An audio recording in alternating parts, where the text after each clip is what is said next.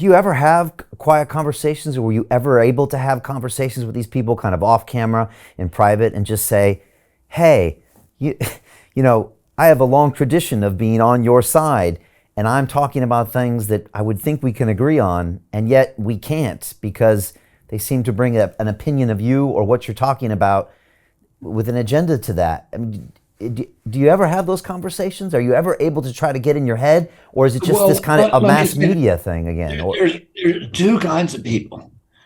There are people like doctors and scientists and movie stars, etc., and who come up to me and say, "I'm with you 100%," but I can't say anything.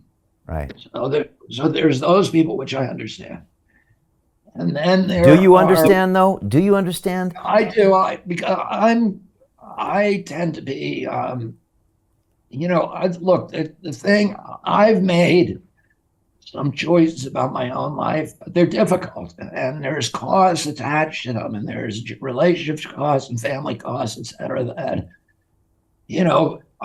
but I also had a resilience that most people don't have because I have a lot of trial lawyers who are on my side and who make sure that I get work, right? And I have then, some people in the environmental community who continue to support me. And then I have friendships and I have a long track record. And so no matter how much they try to hurt me, I have a greater resilience than most people. But if you're a doctor, if you're an actor and you come out, you are out of work and your entire platform is removed. So you can make one statement. It's not going to go very far, and you're going to get hammered, and then you're off the grid and silent forever. Hmm. And you probably didn't do that much good. So I have compassion for people who feel like they can't come forward, and I don't judge them. But there are other people. Most of the people are actually subsumed in orthodoxy.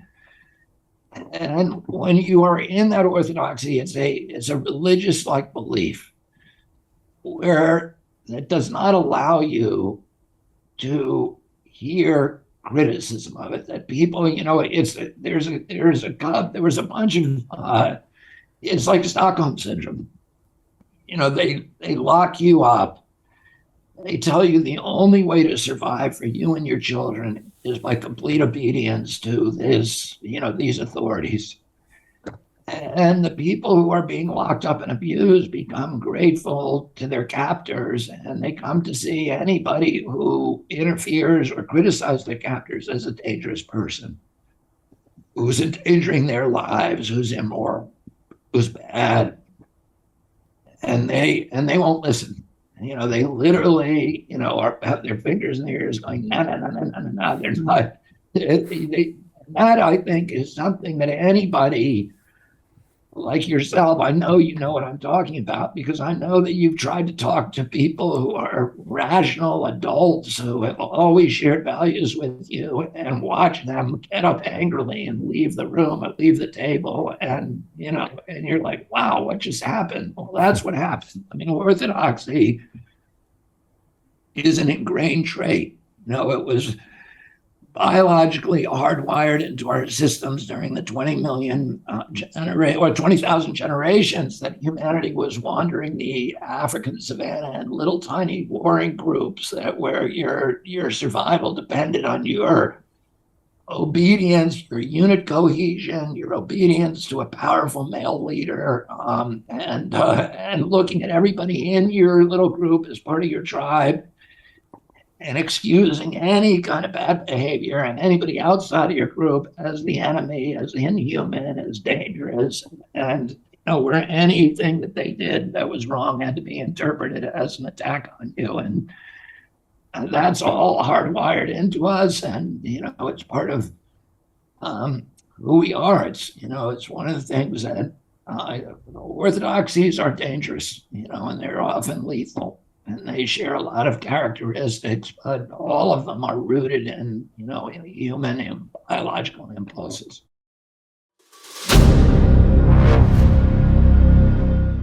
I'm looking for partners, collaborators, colleagues who want to join forces with me around the globe and create real value, generational wealth, and financial freedom for everyone else around the world. Get involved in the cryptocurrency markets, get involved in the NFT markets. This is your moment. Life all comes down to a few moments. Don't let this pass. Now it's not too late. Next year's going to be too late. Ultimately, this is about freedom. That's the way I see it. This is about giving power back to the people and enabling billions of people worldwide to use the financial markets to improve their lives and those of their friends and their families and their communities. Honestly, I think it's a violation of human rights not to allow people basic access to financial services. Because right now people are being kept in the dark, they're being robbed of education, and it's a travesty. And so I'm looking for people that want to join me and be a part of this solution. And that all happens inside the DeFi Academy. The gains my students are making are absolutely amazing. Double, triple digit gains in the first month alone. That's amazing. This will change your life. Now is the time to get involved. I'm going to tell you exactly how my students in my academy made money in the last 30 days. I'm talking about real trading results. And let me just whet your appetite a little bit. Let me hit you with some numbers. I'm talking Brendan from New Zealand is up 68.77% on the month. Steve from Europe up 83%. Albert in Singapore up 169.9% on one single trade. I got Susan up 153% on her call options alone, also rocking 139% returns and 442% returns as well on individual trades. These are people that are changing their financial future in the last 30 days, but it's based on trading discipline. I've graduated over 500 students from inside my academy from over 54 countries around the world. It's amazing. When it comes to crypto, DeFi, and blockchain, we love this space. We truly believe it's the future. This is down to our core. It's authentic to what we're doing, and everybody can tell through the camera because you can't make this stuff up.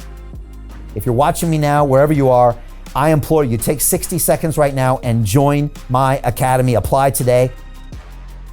Now you've got a chance. Life all comes down to a few moments. What are you going to do? What's the choice that you're going to make?